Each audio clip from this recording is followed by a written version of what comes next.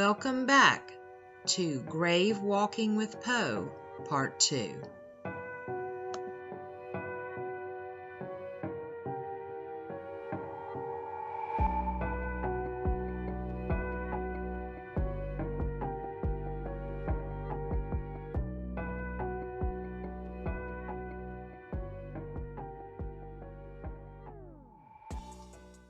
Yeah, well, and I've done a lot of historical tours, and a lot of times you have to do a ghost tour, and you get that historical aspect, and that my husband likes that part of the ghost tours, and we've gone to several cemeteries and done that, especially down in New Orleans, Oh, yeah. and it's amazing to me that more people really enjoy going to cemeteries than you would think. I, Mhm. I I really do believe that. Yeah, and they're Absolutely. And beautiful. They're so yeah, beautiful.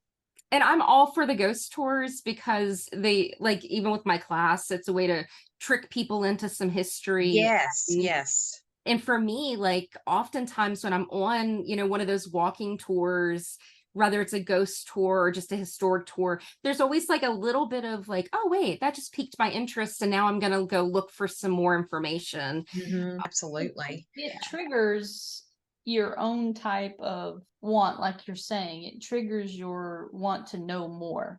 Mhm. That's just like I'm like Carmen and you guys. I love doing ghost tours, especially if I go to the areas that I know that has a plethora of history, Mhm. being the Civil War and everything else like that. My favorite one that I've ever visited was in Savannah, Georgia. Okay. Ghost story. It was a ghost tour that took place just in this cemetery that was outside. It was on the outskirts of the Mhm. town. And there were so many weeping willows with Spanish moss hanging from it.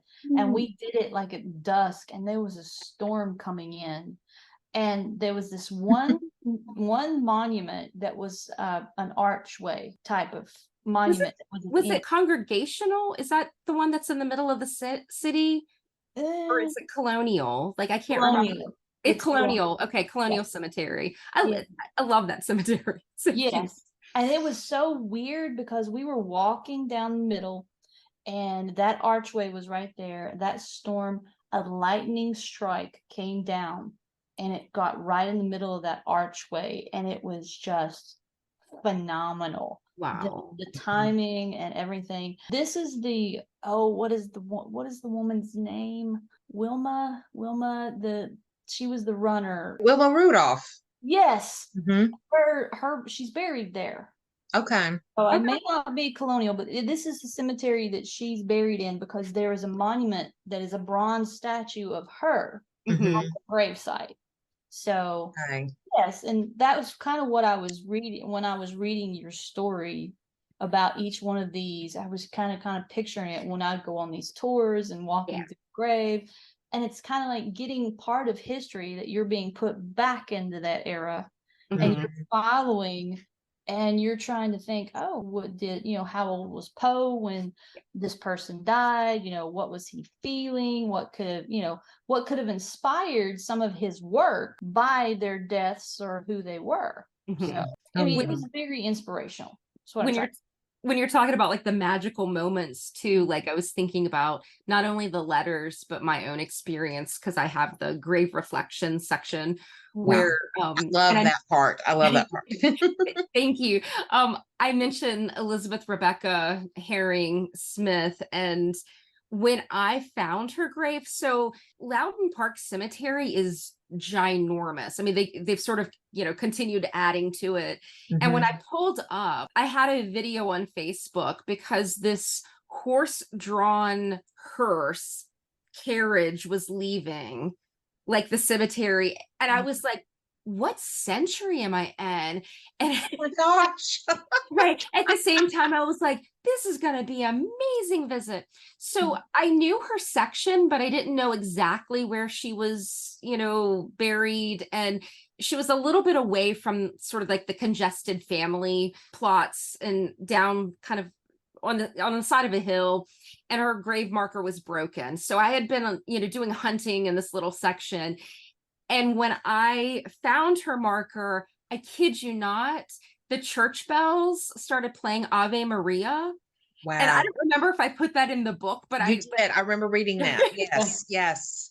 but I was just like, whoa, like I had to take a minute for that because Mm.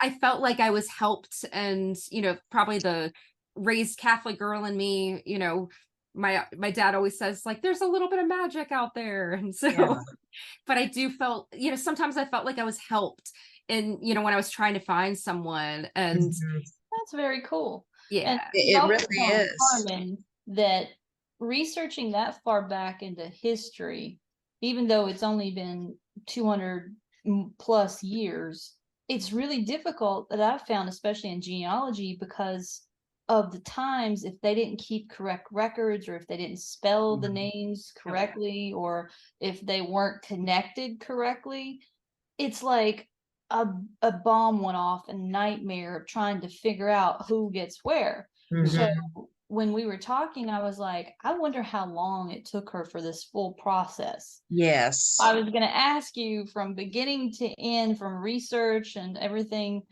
how long did it actually take you to get everything that you needed to make this happen? Surprisingly not that long. Wow. So I will, just shout out to all the Poe houses and museums. They had a wealth of information. And so much of the people who were even included in the book, I was somewhat familiar with. I would say 75% of the people in the book, I was familiar with their names and maybe Mhm. how they were connected to Poe, somewhat like a cousin or a fellow writer. But then it was, finding information. So it was just the Poe scholars before me that put so much of that together. I would Mhm. not have been able to do hardly anything without the people from the past. So my dedication is to all those, not only my dad who collected newspaper articles about Poe when I was a kid, but to those who have helped to tell the story of Edgar Allan Poe. Because without those people, I wouldn't have been able to. I mean, I just kind of had to spin, like the little twist of let me go find this, the graves, not just I'll visit Poe's grave, but let me visit everybody's grave. Yeah. Yeah. But that, and also the cemeteries themselves, like so many of them kept great records. That's great. Yeah. Shockoe Hill Cemetery, I volunteered with them, so they were very open. But everyone that I really contacted, mind you, if they had the resources. So I'm not trying to say like if they didn't let me in the cemetery, I'm not, like it's a small cemetery with a small staff. Like I'm not trying to toss anybody under the bus, but Yeah. everybody sort of wants to help you when you're writing a book and researching it. I had the idea probably right around the time, like I have my first book that came out was during the pandemic and pretty much early on, so 2021, and it was Women Writers Buried in Virginia. And Mhm. my idea was that, I was stuck at home, but I'm an introvert, so I'm okay with that. But Mhm. I do like to go to my cemeteries. And, I was reading local women writers, and then I started traveling. I think I went to VC Andrews, first. She's in Portsmouth, Virginia. Mhm. And then I was just like, oh, this is brilliant. I can take myself on a grand tour. So with the Poe book, I started like after, the Women Writers was published, I was thinking, all right, now how can I make this about me going all to the Poe places? In like Poe land, like I read those like books about, Yes. going to places, and then there's books about artifacts, and I just kind of was just like, but I want to go to the cemeteries. And Yeah. that was, for me, that was a lot of fun. So I would say, a little over a year, maybe, which I Okay. think is pretty quick. But, I'm also a college professor. So 9 months, teaching, and then I'm out of contract. So for the summer, I can research, publish or perish, but really just, it's so much fun to learn, like you said. Oh yeah. Yes, absolutely. That Yeah. that really is, I wondered the same thing, like how long it would take you to do all of that. Yeah. Did you go back to the cemeteries? I'm sure, well, some you probably visited just because you were looking at different graves, at different times. But were there some that drew you in that you went back to more, like more and more and more? I think there will be some that I'll go back to. Mhm. And so I feel like each time I tell the story, I talk about people who are a little bit different. And because I can't figure out a favorite, like who's the favorite person that you visited? I mean, like I said, Reverend Converse, going to Cave Hill was really magical. And I can't imagine not returning there.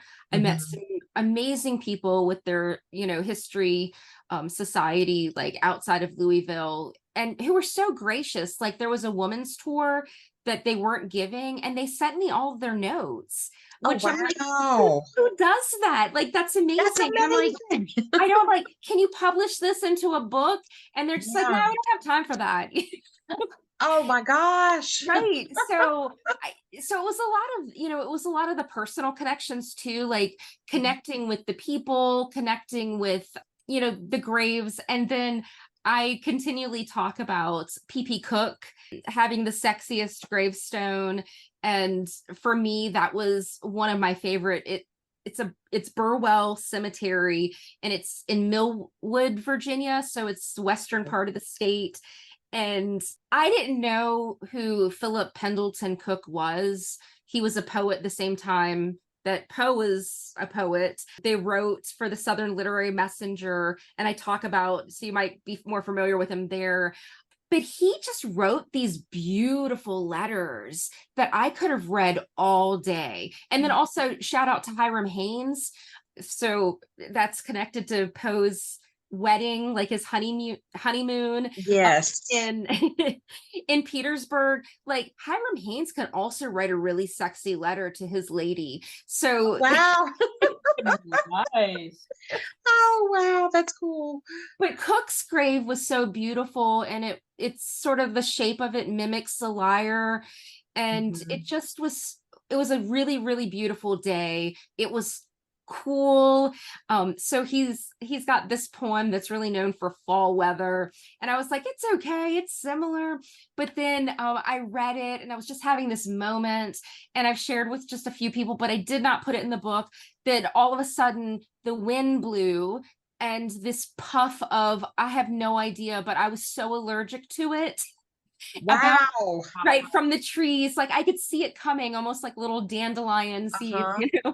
But I think I hacked in the cemetery for about 40 minutes, and Oh. it's out in the middle of nowhere. I mean, it's very rural, but it Mhm. wasn't like people were going to see me. And I was just like, Right. please don't let me cough to death. Like I had hoped to like have a nice little picnic and sit and reflect, and it was just so lovely.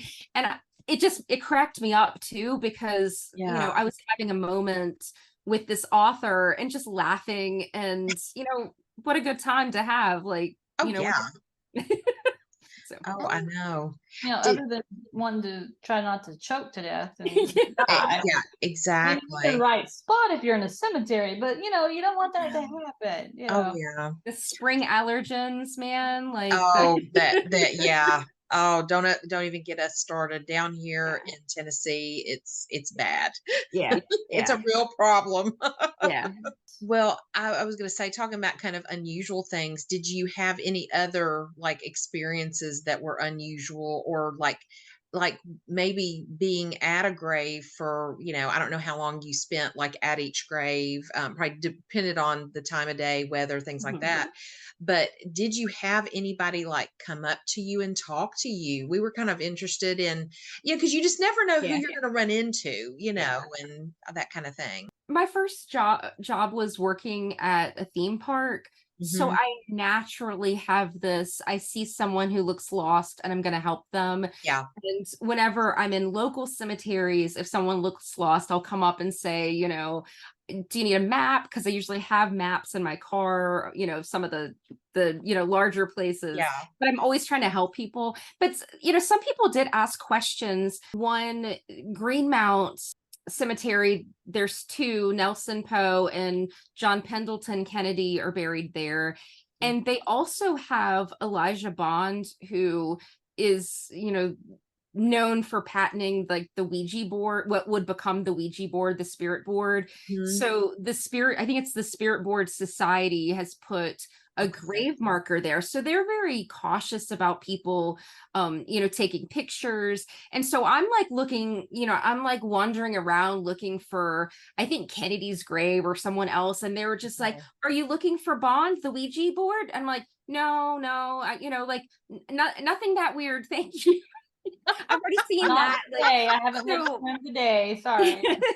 so I think there were moments like that. And then, people sometimes would ask, like, what am I doing? Like if Okay. I was there and, I'm taking a picture, then it's like, is this person famous because I'm taking a picture? And then I kind of have to explain, well, what do you mean by famous? Right.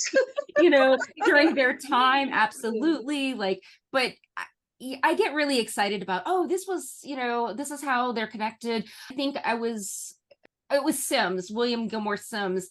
Magnolia Cemetery, which really freaked me out because they have a sign that says South Carolina law is you can't feed the alligators. I Oh, am terrified of, I don't know why. We No. don't, knock on wood, have alligators in Virginia, but something about that just really like scared me.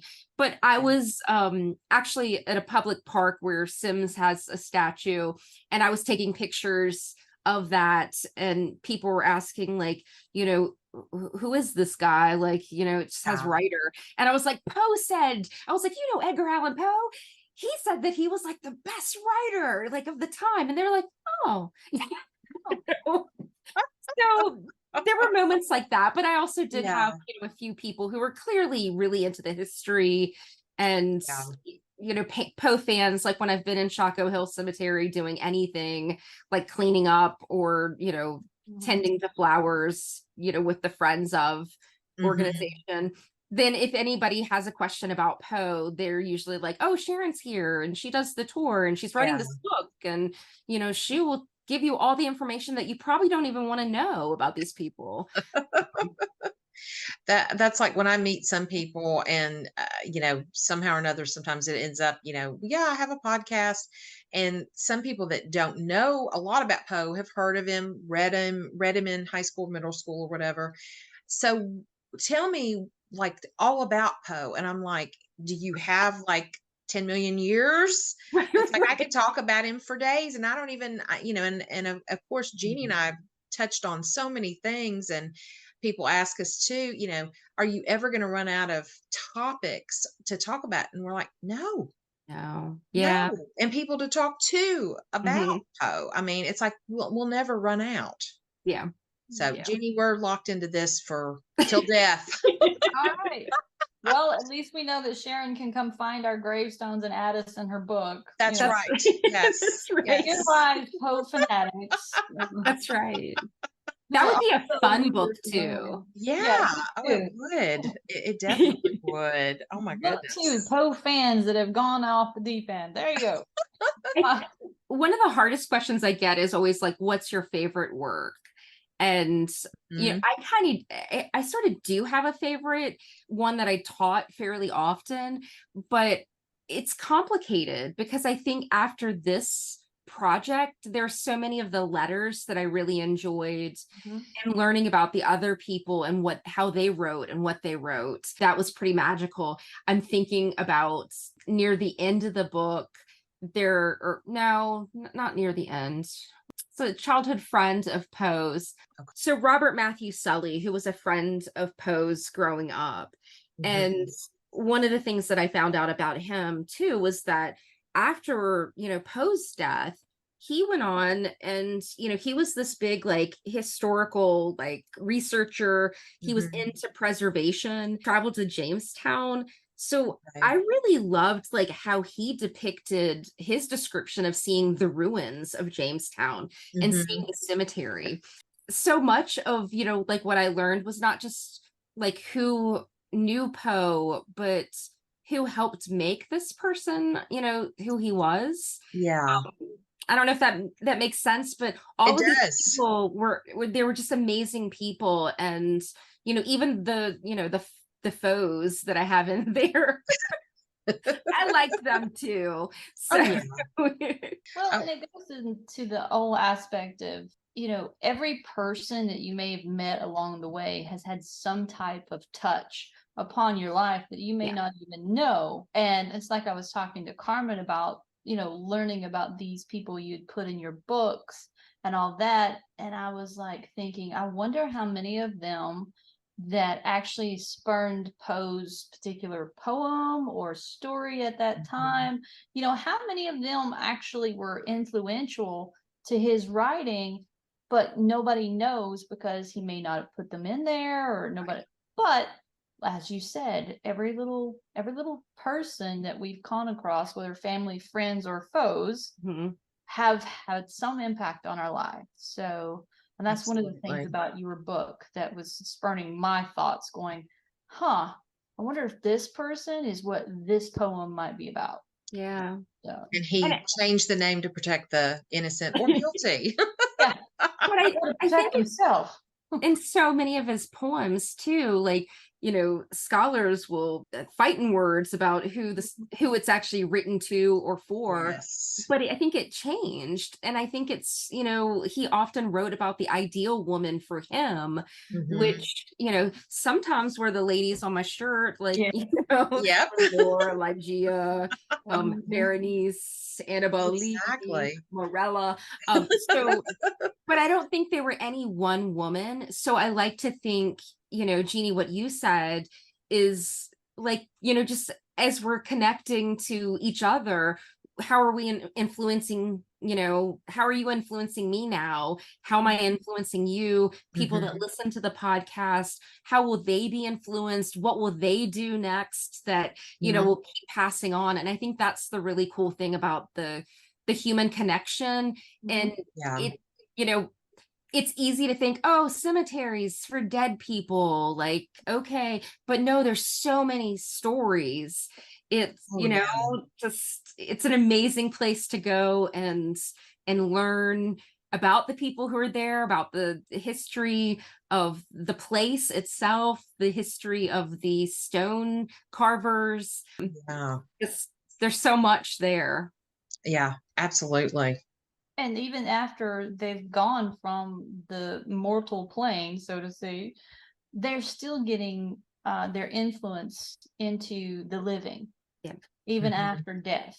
And I think that's what a lot of people miss about the whole aspect of cemeteries, whether it be the maintained, the big ones, whether it be government controlled, or the small family ones that don't have the written historical accuracy that's being kept up, or the tombstones that are being cared for. Even after that, when someone stumbles upon them, it's like, I wonder what happened. It's that thought process. And so that's one of the things that I loved most about your book, is because it made me have a walk through history, but at the same time walking with Edgar Allan Poe. Yes. And I hope people bring the book with them, and I hope that they go to these cemeteries and stand there and be like, wait, who are you again? Okay. I did that myself. And, I'm not someone that really talks to myself very often, but I did, talk aloud, like processing information. I wanted a connection in that place. And, for many of the people, it was their burial spot was closer to either where they had lived or grew up. And even there were places that Poe had walked himself. So sometimes when I'm walking through cemeteries and I'm like, I know Poe walked here, it's surreal that he was, not just a myth or a bobblehead, but this was a man who, lived and really tried to make a life from writing and being an editor. And now, I mean, this all goes back to the beginning when I talk about media literacy. The newspapers, they're losing funding because advertisements aren't there. We're relying on the internet for our news. What's happening to reporters? And not to be political or anything like that, but that was what Poe was fighting for. To make a livable wage as a writer, as an editor, as a journalist. Absolutely. Well, it also goes back historically to how we ended up with the First Amendment of freedom of press. and it was from John Peter Zenger trial back before we actually became the United States. This happened in New York City, where he was, accused, and he wasn't even the reporter. He wasn't even the writer. He was just the guy that published the newspaper. Yeah. But he was put under the guise of being riotous, I guess, being inflammatory about the current governor of the time, because it was British controlled at the time. Yeah. But because of that trial and what happened, that's how we ended up getting freedom of press put into our constitutional Bill of Rights. And it was all about fighting for that ability to bring an objective side, let's just put it that way, bring an objective side of the truth so the populace could make their own, informed decision. And so with the loss of the newspapers and some of the other things, and just relying on just the social media of the time, I've had these conversations when I was actually still teaching. I taught American history 8th grade. So that was one of the main things. Yep. And it was very eye-opening to where getting people to understand that the news that way back when isn't equal to what we are facing now, because there's a whole different aspect of history.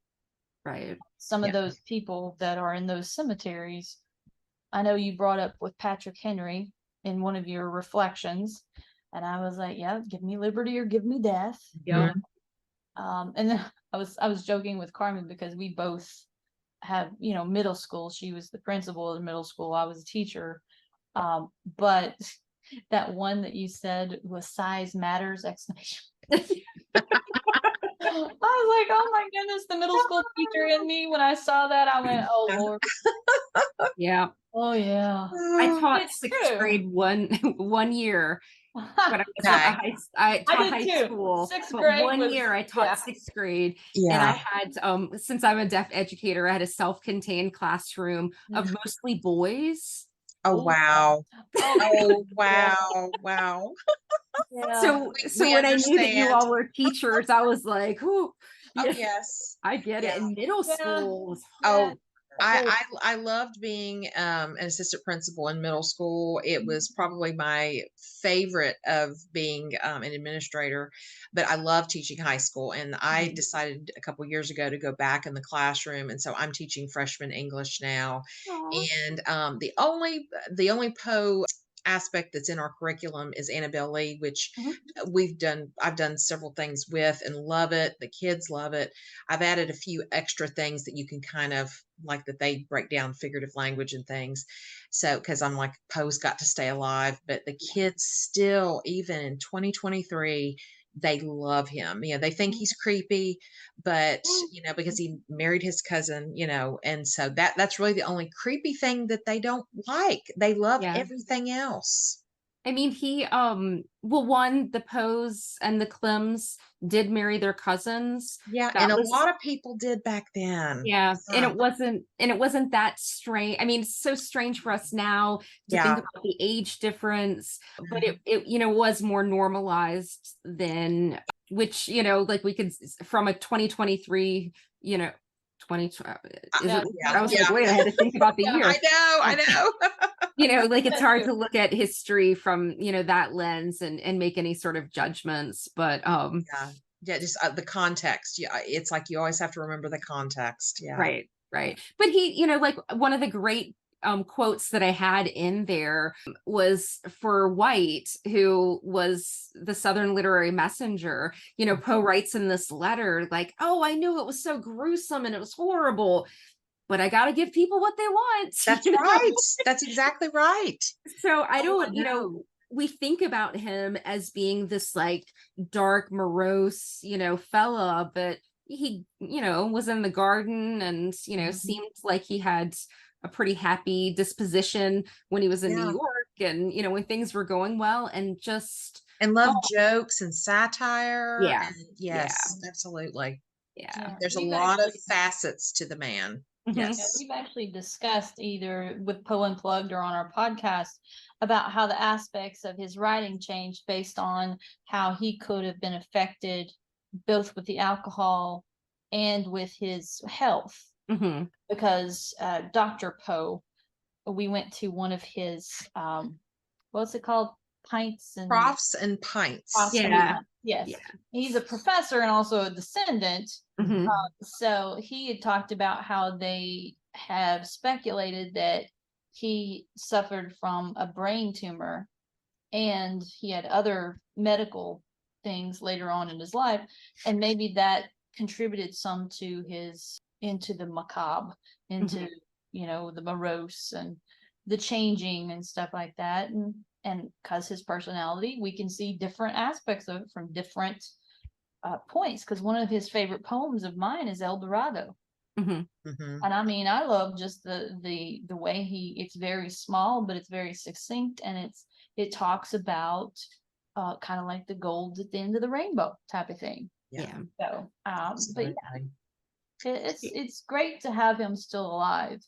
Whether it's through teaching or whether it's through his work or just these podcasts or whatever, or books, or it's good because he does have that connection, and we need to keep that connection both for literary and for just historical purposes, in my opinion. Absolutely. So. Yeah, I agree. Yes. Well, Sharon, anything else you want to add?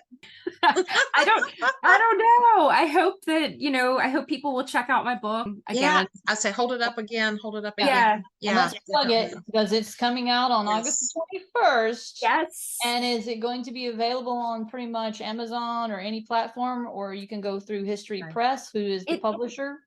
I would say, like, last time that I had like my first publication, if you ordered through History Press, you got it faster. So Arcadia Publishing.